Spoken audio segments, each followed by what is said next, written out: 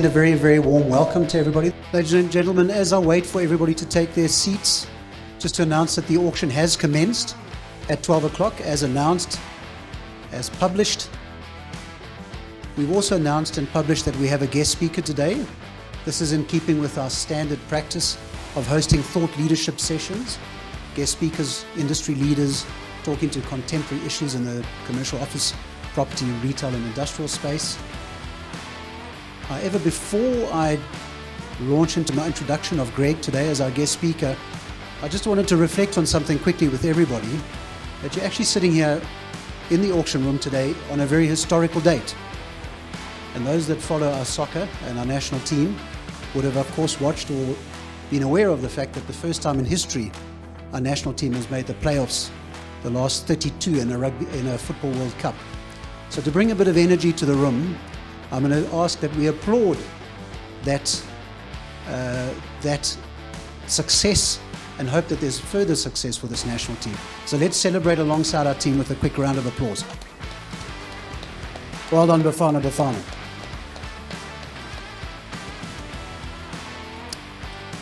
Okay, ladies and gentlemen, that's an appropriate part to now launch into my introduction for my guest speaker today. Greg Baldwin joins us today as the CEO, the Managing Director of Cadence Holdings, a privately held investment and development company with a specific focus in acquisition, development and growth, industrial mini-unit parks and strategic logistics warehousing.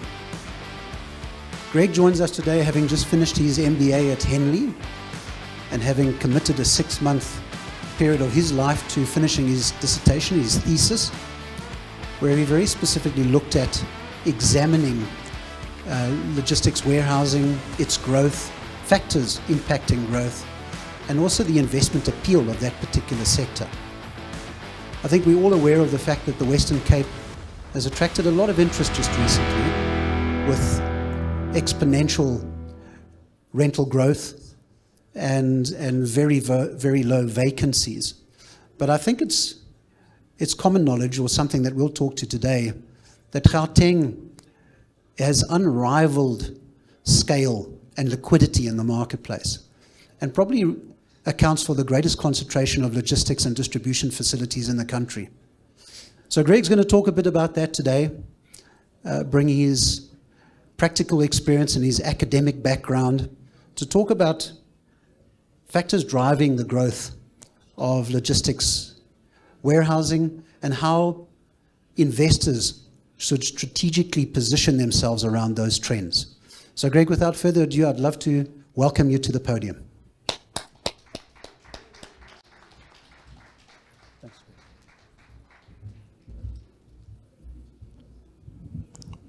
Thanks, Greg.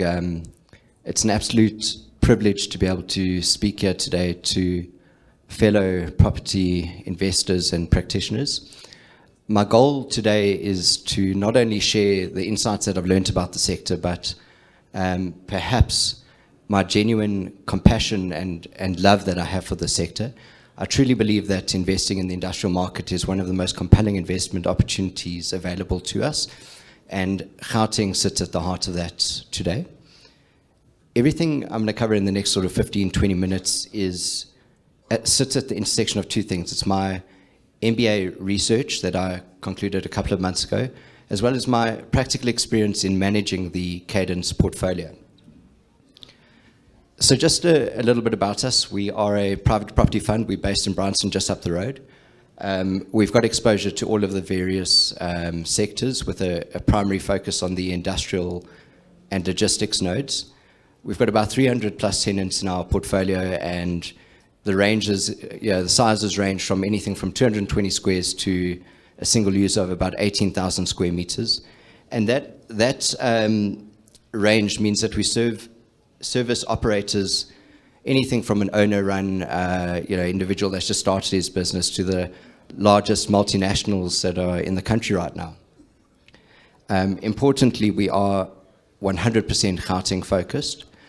We've got exposure to all of the different nodes, Straighten Park, Laser Park, Pomona, and all of those precincts. And we also develop many of our properties, which gives us a key insight into the reasons behind the design and the cost behind what we do at these developments, and also what's worked and what isn't working. And also what I think is quite particularly important to highlight is we're a small team being a privately owned business, and being that small team, we are a lot closer to the coalface and far more so than perhaps the larger listed guys, and we don't have the luxury of distance. We deal with the challenges and the opportunities directly hands-on and in real time, and it gives us an intimacy to the market that I think is very difficult to replicate at scale. So why Gauteng? And I think anyone just needs to drive along the R21 and have a look at the massive logistics warehouses that are being developed at the moment. And I think many of those are actually being developed on spec. Maybe the slide will give it a bit away is everything I'm going to talk about, there's a theme, and that's the location of Gauteng and the unique shape and size of Gauteng. So nationally, Gauteng is at the center of our key corridors, the N1 which links Cape Town and Zimbabwe, the N4 and the N12 which link Namibia, Botswana and Mozambique, and then obviously the N3 that links Durban. Regionally, it's anchored by Johannesburg and Pretoria, which is linked by the R21 and the N1. And we're home to two international airports, which is OR Tambo and now the growing Lanseria International Airport. As we know, it's the largest contributor to our national GDP. And contrary to what Gordon Lewis has to say, I think that this is the heart of everything in this country. So very briefly on my methodology, what I did is I interviewed key industry professionals in the sector, and that included REIT executives, asset managers, specialist brokers, the actual logistics end users, as well as some of the real estate guys that fund these transactions. The interviews were based on their learned experience and how they perceive the sector at the moment. And what I did is I coded that and I created themes from the discussions. And it all revolved around two key questions, and that was, what are the factors driving the logistics real estate demand that we're seeing, and how can investors strategically respond? And obviously, as I'm talking to a room full of investors, I'll get straight to the points. From my discussions, these are the key themes that emerged, and I'll go through them a bit more following from this, but in order of importance, it was location, the ultimate end users, modern warehouse specification, macroeconomic factors, and lastly, e-commerce. So location, that was obviously by far the most important factor. And as I already mentioned, it has to do with the centrality of Gauteng and it acting as a national hub to the country. Something that came up a lot was the importance of buying properties that are right next to highway interchanges and being able to get to your arterial corridors. Obviously, there is a demand for concentration of established warehouses in the established nodes. In particular, Pomona and Lindbro Park were raised quite a lot. Being close to OR Tambo was mentioned. I do, however, think that that's more for your specific operators and courier type services. And I think it also may have to do with the original town planning of Johannesburg, where your original nodes were developed around the airport and its centralness. Rail access was something that did come up, but it's, in my opinion, more particular to your certain archetypes of logistics providers. So the guys that are moving the raw materials like Access World. And something that was raised quite frequently was proximity to a workforce. And a common question that would come up is, where can my staff live? Where do the execs live? How do we get to this premises on a daily basis? Where can they shop? And I think if you think of Waterfall Precinct and why that area is absolutely booming and why there's such an interest in Midrand at the moment. And location is always first. That statement, it's not something new. There's nothing revolutionary about it. And I think that the degree that it dominated the conversations I had is something that you should sit with. The second largest demand was the end users or the tenants. In particular, the third-party logistics operators. The best concrete example that I can give right now is the automotive sector. new Chinese OEMs are entering the South African market at pace, and each one needs warehousing. They need parts, logistics, and distribution infrastructure from day one. As one of our participants cleverly stated, that we're sitting with like 10 brand new car brands that are actually coming to Joburg. And that's not a future demand, that's a demand that's happening right now, and they need the premises right now. Modern warehouse specifications was the third largest driver, and it's a bit more nuanced than it first appears. Tenants are paying for square meters, yet they're operating in cubic meters. There's certainly a shift towards higher eaves, larger column spaces, and larger yard depth and more practical yard depth in properties. A building that enables that is fundamentally different to one that doesn't, even if the GLA appears the same on paper. And I think, as with any logistics company, they're all increasingly trying to prioritize efficiency. And there's a growing demand for these modern type warehouses and these facilities that enable higher stacking, optimized layouts, and improved flow of goods within the space. Practically, we're seeing guys in spaces as small as 400 squares giving us a shopping list wanting to have interlinked truck access and to have roller shutter doors that can cater for these larger trucks. And I think if one were to just look at the original industrial precincts like Sebenza or Jet Park, you're finding warehouses that are covering 80% of the land size. Now when we're developing properties, you're developing anything up to about 40 to 60% of the land size. And that just shows the change and the shift to having more space to allow for these trucks to move around. And I think, interestingly, coming here today, I saw that one of the properties being listed makes reference to these smart automated palletized racking systems. I think that's going to become more and more frequent, and I think it's going to become far more important and maybe a differentiator going forward. So the two last drivers that perhaps get a little bit more credit than they deserve is e-commerce and the macroeconomic factors. E-commerce accounts for roughly 10% of our retail sales in South Africa. It's a market that's also dominated by key industry players. And I think that it seems that brick and mortar shopping centers is still deeply entrenched in how South Africans shop. As one of the participants said to me very cleverly, he said that it's more of a buzzword at the moment. And it doesn't necessarily mean that it isn't contributing to the demand that we're seeing.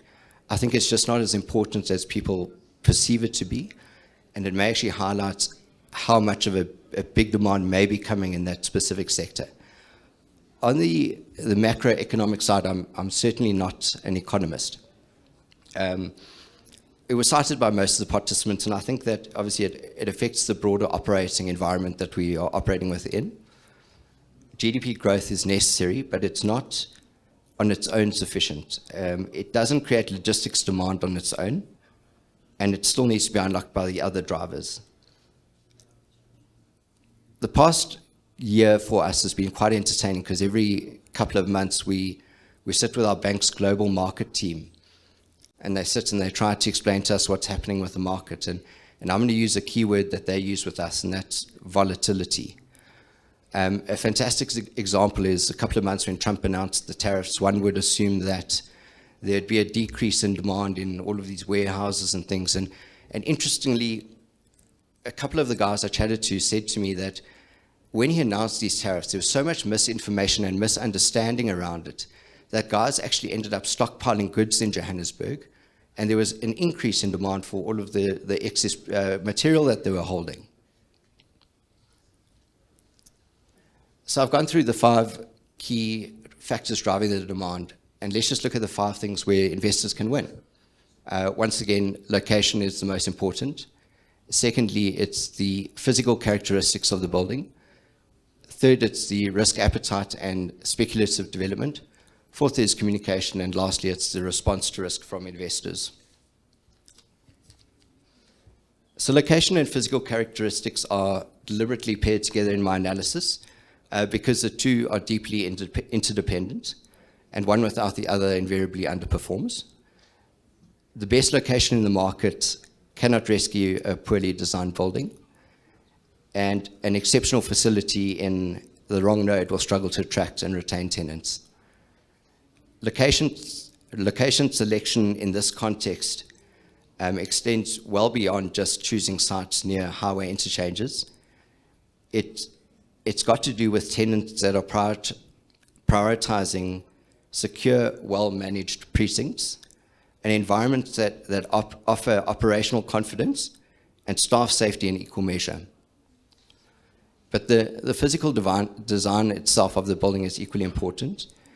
Yard depth, turning radii, column spacing, door positioning, these aren't afterthoughts. They are fundamental as to whether a building functions efficiently for its end users and its occupiers.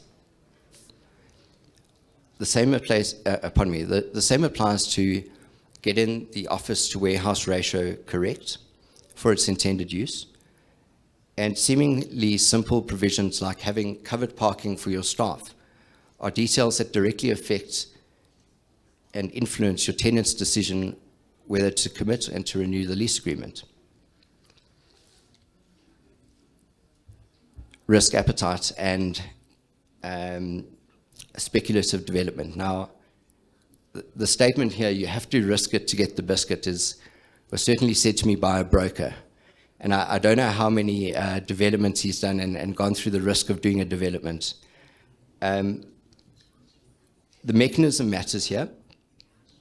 Tenants, what we find as well is they can't visualize plans.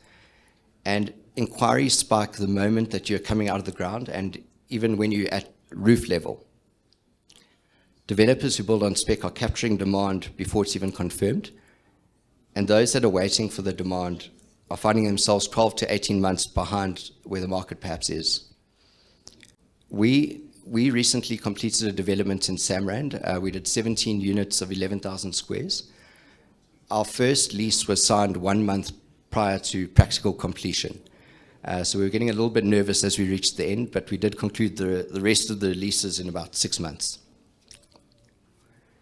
Now, communication and lease flexibility was a finding that actually surprised me most because it reads like a soft operational observation, but it turns out that it directly affects your deal closure rate and tenant retention.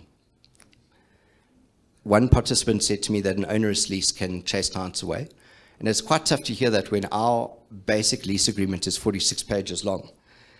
I think that once a tenant is placed in a well-spec'd building and they're all set up, the cost of relocation, a reinstatement and a fit-out is quite sticky for them. And often it's actually easier to be flexible upfront. And rather than, to be flexible upfront is a better trade-in than holding on a hard line on terms that you're probably never going to enforce at the end. I also spoke with a senior individual from a very well-known 3PL, and I just asked him bluntly, I said, well, when you're looking for property, and he said to me, they're absolutely looking for property to develop, and I think many developers would die to have a contact like that. I said, what do you battle with most? And he just said to me, Greg, I just wish I could get that information easily at hand and that it was clear and transparent. And, following that conversation, I had a look at our website and I thought, geez, so are we showing everything? Is it clear? Is it as transparent as it could be? So let me bring it back to our own portfolio because this is where the research and the lived experience converge most clearly. A pattern that we're observing consistently is that assets situated in secure, well-established nodes continue to compound in value and tenant quality over time. Assets that are selected primarily on price or positioned on the fringe of emerging nodes are stalling. However, they do require intensive management or out-of-the-box thinking to keep them competitive with these other assets. Security and infrastructure resilience came up repetitively in my interviews, and our lived experience confirms the same. By committing to established nodes, we've come to appreciate the role that property owner associations, CID, and precinct management is becoming more and more important. The difference between a well-run precinct and a neglected one is becoming increasingly visible in our rental performance and tenant retention. Backup water and solar backup are no longer competitive advantages. They're basic necessities. Just last week, we own an estate just up the road here in Anslow Road, and on Monday there was a phase down and we had no hot water in the estate. It took our team, council consultants and a ward councillor 5 days to get technicians out to site to fix that repair. What they did was they electrical taped this wire. They did a job that I could have done, and it's still sitting like that now. It's live wiring and we're just waiting for the phase to be blown again. It's terrifying. And maybe the final points I'd just like to raise in our own portfolio is choose your tenants wisely. Covenant quality, operational stability, and fit with the property really matter enormously. A poor tenant in the right building can be more detrimental than the vacancy. In a competitive market, speed and clarity with which you engage the potential tenants and the brokers really matter. And here I am calling the pot black because I really battled to get to my WhatsApps, and I think it took me about a week to get back to Greg on speaking here today. And if I were to just summarize it all very briefly is what does it mean for us here in 4 key points? Prioritize the nodes over land price. Invest in future-proof properties. And what do I mean by that? Properties that are simple, square, basic, have got the correct yard sizes, the correct office to warehouse ratio. Keep it simple. Lead with flexibility in your leasing approach. And focus on security and energy resilience. In closing, one of my friends who works in a wealth advisory group said to me recently, you must be mad to invest in property, and I'm going to say in Gauteng for the sake of this presentation, and he's not wrong. The headlines are very difficult. The infrastructure pressures are real. I think you need a degree to understand COJ accounts, Ekurhuleni accounts, to keep up to date with the weekly, if not daily, ASIB changes in regulations, sticking with the 150% increases in SASRIA on our insurance premiums. The risks are very visible, and if you're not paying attention, it's very easy to fall into these risks. I think a generalist, passive approach to this market will, I believe, increasingly struggle to deliver the returns that investors expect and require. But I suppose that's precisely the point. The complexity that deters the undiscerning investor is the same complexity that creates opportunities for those that do the work, who understand the nodes, who interrogate the fundamentals, who choose the assets and the tenants with discipline, and who remain close enough to the coalface to act when it matters. Gauteng, in my opinion, is and will remain the economic engine of this country. The demand for well-located, well-designed space is not going to go away. If anything, I think it's going to intensify. The question is not whether to invest.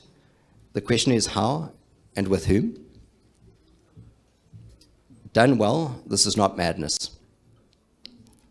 It's a conviction refined by experience and grounded in the belief that the right assets and the right nodes managed by the right discipline will continue to compound for those who are patient enough to wait for them. Thank you.